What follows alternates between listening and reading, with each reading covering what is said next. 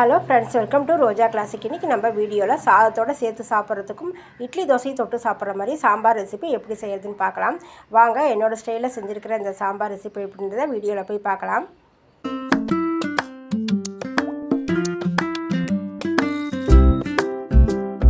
இந்த சாம்பார் பார்த்திங்கன்னா நம்ம இன்றைக்கி மண் சட்டியில் செய்யலாம். இதுக்கு ஒரு 4 ஸ்பூன் அளவுக்கு எண்ணெய் சேர்த்துடலாம். எண்ணெய் சேர்த்துட்டு 1/2 ஸ்பூன் கடுகு, 1/2 ஸ்பூன் சீரகம், 1/4 ஸ்பூன் வெந்தயம் சேர்த்துடலாம்.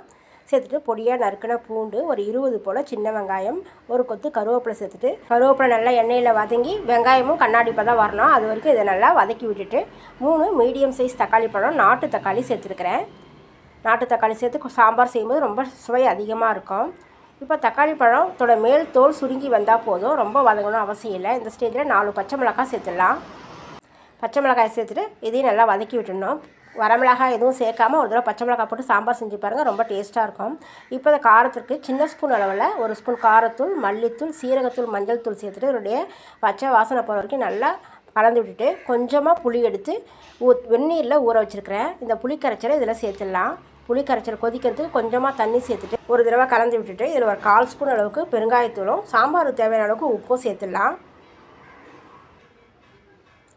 உப்பு சேர்த்து ஒரு தடவை கலந்து விட்டுட்டு கொஞ்சம் நேரத்துக்கு இந்த புளித்தண்ணியில் பச்சை வாசனை போகிற வரைக்கும் கொதிக்க விட்டுடணும். அடுப்பு மீடியம் ஃப்ளேம்லேயே வச்சுக்கோங்க. சாம்பாரில் கடைசியாக சேர்க்கறதுக்கு மல்லி பொடியை அரைச்சிடலாம். இதில் 1 ஸ்பூன் மல்லி, 1/4 ஸ்பூன் மிளகு, சீரகம், கொஞ்சமாக வெந்தயம் சேர்த்துட்டு லேசாக வாசனை வர வரைக்கும் வறுத்து விட்டு இதை கோஸாக அரைச்சி எடுத்துகிட்டு வந்துடணும். இப்போ புளி தண்ணி கொதித்து வந்துடுது. அடுத்து இதில் வேக வச்ச பருப்பை சேர்த்துடலாம். நான் எடுத்துருக்கிற பருப்பில் சின்ன வெங்காயம், பூண்டு, பச்சை மிளகாய், தக்காளி பழம் சேர்த்து மஞ்சத்தூள் சேர்த்துட்டு வேக வச்சு எடுத்துருக்கேன். கொஞ்சமாக இதில் பெருங்காயம் சேர்த்துருக்கிறேன். இப்போ வேக வச்ச பருப்பு சேர்த்துட்டு இது கூட சாம்பார் கொதிக்கிறதுக்கு கொஞ்சமாக தண்ணி சேர்த்துட்டு ஒரு தடவை நம்ம நல்லா கலந்து விட்டுடணும். இந்த ஸ்டேஜில் உப்பு சரியாக நம்ம செக் பண்ணி பார்த்துட்டு பத்தலைன்னா போட்டுக்கலாம். இப்போ சாம்பார் நல்லா கொதித்து எண்ணெய் பிரிஞ்சு வர ஸ்டேஜ் வரைக்கும் கொஞ்சம் நேரத்துக்கு கொதிக்க விட்டுடணும். சாம்பார் நல்லா கொதித்து வந்ததும் இதில் நம்ம பொடிச்சு வச்சுருக்கிற மல்லித்தூளை இதில் சேர்த்துடலாம்.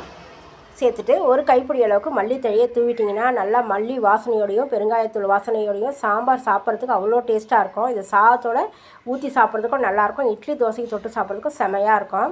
என்னோடய ஸ்டைலில் நான் செஞ்சுருக்கிற இந்த காயெல்லாம் எதுவும் சேர்க்காமல் சிம்பிளாக செஞ்சுருக்கிற இந்த சாம்பார் ரெசிபி எப்படின்னு சொல்லிட்டு நீங்கள் கமெண்ட்ஸில் சொல்லுங்கள்.